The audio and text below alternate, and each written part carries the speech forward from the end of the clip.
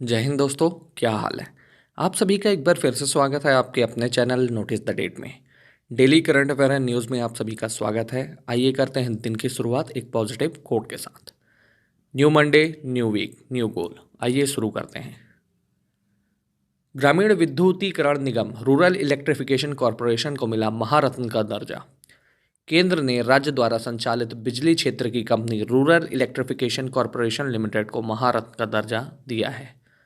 1969 में स्थापित REC limited एक NBFC non banking financial corporation है जो बिजली क्षेत्र के वित्त पोषण और विकास पर कार्य करती है। Hurun India rich list 2022। Hurun India और आईआईएफएल वेल्थ ने IIFL wealth Hurun India rich list 2022 जारी किया है। IIFL wealth Hurun India rich list 2022 के अनुसार गौतम अडानी और परिवार ने अनुमानित संपत्ति 10,94,000 करोड़ रुपए के साथ शीर्ष पर है। सूची में शीर्ष 5 सबसे अमीर व्यक्ति कौन है, आइए जानते हैं। गौतम अडानी और परिवार 10,94,000 करोड़, मुकेश अंबानी और परिवार 7,94,700 करोड़, साइरस पूनावाला और परिवार 2,05,400 करोड़, शिव नादर 1,85,000 करोड़, राधा किशन दमानी और परिवार 1,75,100 करोड़। नायका की संस्थापक और मुख्य कार्यकारी अधिकारी फाल्गुनी नायर बायोकॉन की प्रमुख किरण मजूमदार शॉ को नेटवर्थ में पछाड़कर भारत की सबसे अमीर स्वनिर्मित महिला बन गई हैं। हरियाणा, राजस्थान, दिल्ली और यूपी ने यात्री वाहन की आवाजाही के लिए समझौता किया। हरियाणा, एनसीटी, दिल्ली, राजस्थान और उत्तर प्रदेश ने common transport agreement contract carriage and stage carriage के संयुक्त पारस्परिक आम परिवहन समझौते पर हस्ताक्षर किया है। इस समझौता में राष्ट्रीय राजधानी क्षेत्र के राज्यों के बीच अंतर्राज्यीय सड़क लिंकेज कनेक्टिविटी, सड़क सुरक्षा और क्षेत्र में सीएनजी इलेक्ट्रिक बसों की सुरक्षा पर चर्चा की गई है।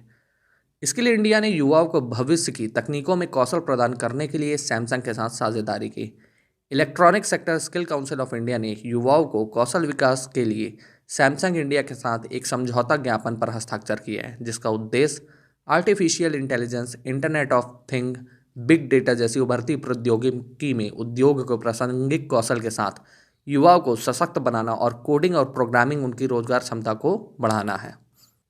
उपराष्ट्रपति जगदीप धनखड़ ने लोक मंथन 2022 का उद्घाटन किया।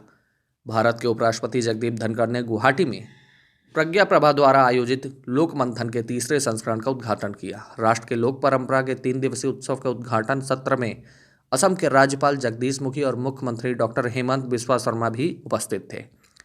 लोक मंथन का तीसरा संस्करण, जिसमें देश की संस्कृति और लोक परंपरा पर विशेष रूप से उत्तर पूर्व क्षेत्र के कई विचार मंथन सत्र होंगे। यह उत्सव हमारे देश के विभिन्न कोनों में छिपी संस्कृति और पारंपरिक विरासतों की तलाश के विषय के साथ मनाया जा रहा है। Nirmala Sitharaman e learning platform Bharat Vidya launch करेंगी। केंद्रीय वित्त मंत्री निर्मला सीतारमण पुणे में ओरिएंटल और दक्षिण एशियाई अध्ययन के लिए एक ऑनलाइन शिक्षण मंच भारत विद्या का शुभारंभ करेंगी। भंडारकर ओरिएंटल रिसर्च इंस्टीट्यूट द्वारा डिजाइन और विकसित भारत विद्या अपनी तरह का पहला ऑनलाइन प्लेटफॉर्म है, जो कला, वास्तुकला, दर्शन, भाषा और विज्ञान से संबंधित भारतीय विद्या के विभिन्न पहलुओं को कवर करने वाले मुफ्त और भुगतान दोनों पाठ्यक्रम को पेशकश करेगा।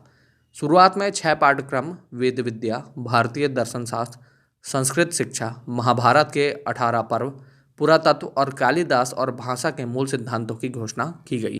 ओवल और लॉर्ड्स में होगा आईसीसी विश्व टेस्ट चैंपियनशिप।